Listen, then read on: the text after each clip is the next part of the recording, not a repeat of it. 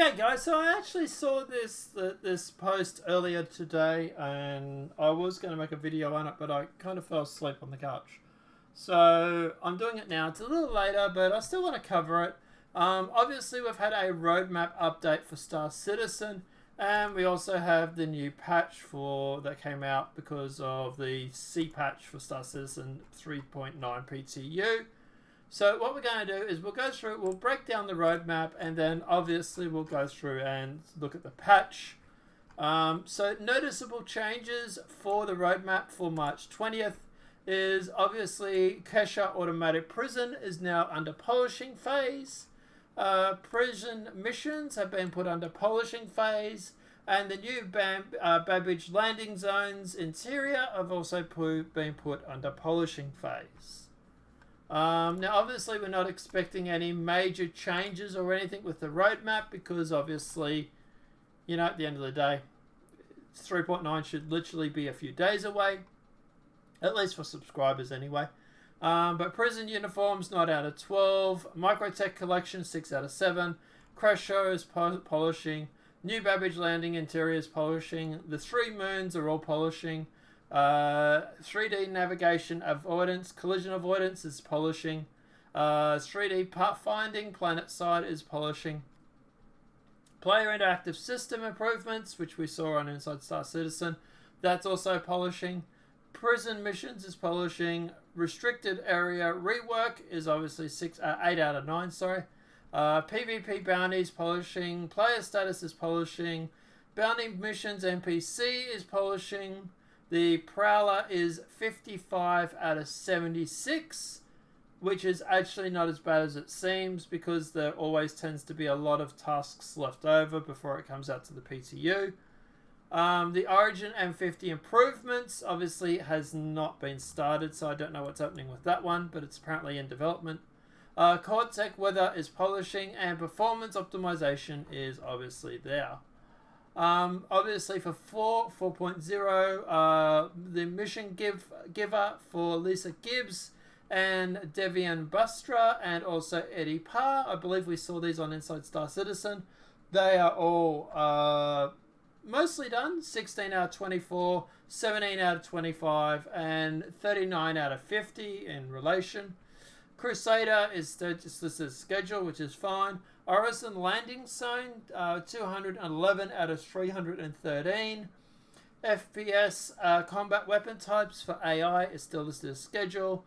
FPS cover volume 1 is scheduled. New targeting mythology is 14 out of 17. Body dragging is scheduled. High speed combat is 9 out of 10. Ship hull HUD rework is 1 out of 3.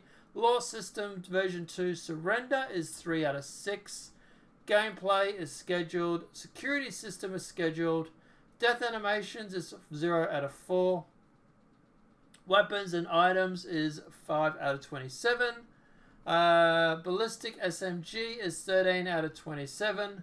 Lightning Bolt Electron Pistol is 6 out of 26.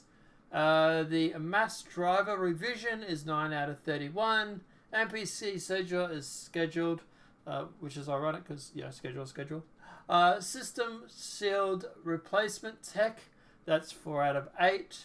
And server to client actor network rework is 1 out of 7, which is something that we desperately need. And very, very quickly, version 4.1, locations, spaceship cargo deck is 1 out of 5. We did actually see that on Star Citizen Live. Looks amazing. FPS realistic weapon handling is scheduled. Ship AI hazard awareness and avoidance is scheduled. FPS combat improvements polishing is scheduled. Grenades improved throw is scheduled. Object push and pull is scheduled. Missile operator is still scheduled. Mercury Star Runner is scheduled. The cutting tool attachment is scheduled. And the grenade launcher is 1 out of 31. So very, very quickly we go through and jump into the patch.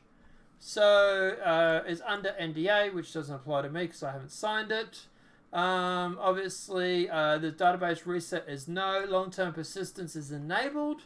So that sounds interesting. Testing focus, new Babbage and microtech moons, personal interaction system, mining volatile cargo. Warning UI messages for known issues. So we'll talk about known issues here. Warning and UI messages don't display if the ship is in mining extraction mode. Alt tabbing may cause a crash. Cause a crash. Duplicate trains appear at locations which may prevent using them. This obviously happened a lot at Lawville. FPS mining inner thought may not allow straight additional crystal harvestables after storing an additional one. So mining inner thought may not allow storing additional crystals after storing the first one, the initial one. I noticed that in entry 3.8.2. I noticed that moving your mouse off the rock and then putting it back on it sometimes refreshes it. Laser modifiers aren't updated on the ship's HUD until the player turns off the mining mode and turns it back on. All food has 2 buying options. Items cannot be purchased using Mobiglass. After a ship is destroyed, debris will vanish quickly and abruptly. Ground vehicles can't be spawned at some ASOP terminals. Some food and drink is missing from ship inventories. The commodity kiosk doesn't allow players to drop their ship list. Being in a large party causes marker to not display correctly. Center mass area 18 has no collision. If the players exit the main menu while in the bed, bed will become unusable till the ship is destroyed. The carrack is unable to take off after auto land, so avoid using that. Players are unable to log in and out of the carrack's top bunk. Player loses atmosphere on multiple places around the carrack. Laser modifiers aren't updated on the ship's HUD until the laser turns the mining off and back on and re-enters the seat. Levski ATC is currently not functioning correctly. One of the AI is stuck behind a wall at Yusup's UGF, so I'm not sure what that is. If the player swaps undersuits while wearing armor, they will drop equipped items. Okay, so that's why that happens. Some guards at Lawville will appear hunched and erratic. Mining mode can get into state where it flickers between targeted and untargeted. The character customizer will occasionally become unresponsive. Call screens appear translucent. Now, for feature updates for locations, they removed the extra side number for the floors on the elevator panels. So remove the extra side numbers for floors. Okay. Added a 10th floor to the new Babbage Habs area. Further lighting, LEDs and polish around new Babbage landing zones, interiors. Updated new Babbage apparel shop, mannequins. So the shop displays with clothing and purchase prices. That's cool. Various fixes for flickering textures around new Babbage. Adjusted the atmosphere density of ArcCorp and Hurston. Adjusted prop locations inside the landing areas to not interfere with landed ships. Polish pass on derelict crash sites to fix placement, LODs, and collision issues. So gameplay added infraction to immediately impound players' ships that collide with ships that have the right to be in the landing area. Now this is big, right? So this is obviously to stop pad rammers.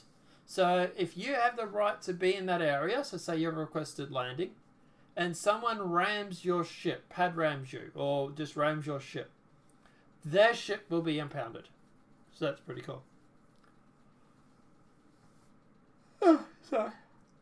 Shifted the threshold to obtain a level 4 and level 5 crime stat. Added derelict missions to around Microtech and its moons. Added the ability to right click on the option of the personal inner thought system and manually save something as favorites. Ship and vehicles, they return missiles to the tap to lock, hold to launch, and added a keybind, not by default, for unlocking.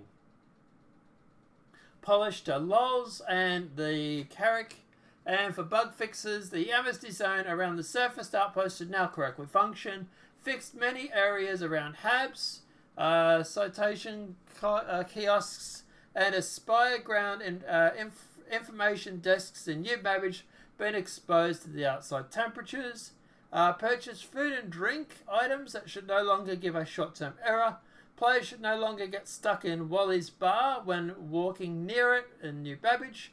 Fixed an issue where players were unable to equip their fists or the combat knife if they were holding this stowable item in one hand. They fixed multiple derelict ship sites floating above the ground. They fixed an issue that was causing the Avenger bed not to have an interaction. The player should no longer become trapped if multiple of them set these ICUs to the same bed at the same time. New Babbage door, hab door control panels should no longer float in the air when opening the door. Fixed an issue with VoIP, Face over IP, where players' comm cameras could be offset and not facing the player. Fixed an issue that would cause the player to spin in place when inspecting a weapon in hand. Fixed interaction with the double bed in the Origin 600i. Fixed female character models not sitting when using the Pisces jump seats. Fixed missing stools in the Million Mile High Club. Players should no longer be able to set out into the game world near G-Lock Bar at Area 18. Okay. Carrack turret joysticks should now correctly move when the player rotates the turret, and the Carrack upper command ship controls should now have a HUD. They also fixed 5 server crashes and 3 client crashes. So at the end of the day, they're making some progress. Most of the bugs here seem to be somewhat trivial when it comes to releasing a subscriber and concierge pack. This sort of stuff can be easily fixed. Obviously, they're more after stability when it comes to EVO Cardi. I'm not sure how the stability is going at the moment. I haven't heard. But, you know, they've fixed a fair bit of client crashes. They fixed 3 client crashes and 5 server crashes. So my understanding was there wasn't many server crashes with the previous patch, but people were saying that it might have just been crashing before it got there because the client kept crashing. So we're not quite sure. But guys, apart from that, yeah, look, I'm expecting subscribers and concierge to go out any day now. Probably early next week, end of this week. It really does depend on how stable this patch is. But apart from that, guys, let us know what your thoughts are in the comment section below. When do you think it'll go to EVO Cardi and subscribers? Are you going to be playing it? Are you a subscriber or EVO Cardi? Or are you just going to wait for Wave 1? Let me know what your thoughts are in the comment section below. Obviously, guys, I do stream on Twitch, so obviously link in the description below. Feel free to go and follow me there. I do play a lot of Star Citizen as well as playing a lot of Call of Duty lately. So yeah, apart from that, guys, obviously this video has been helpful. Please smack that like button if you're new to the channel. Welcome and subscribe. Apart from that, guys, I'll see you in the next video from us. Have a great night and enjoy.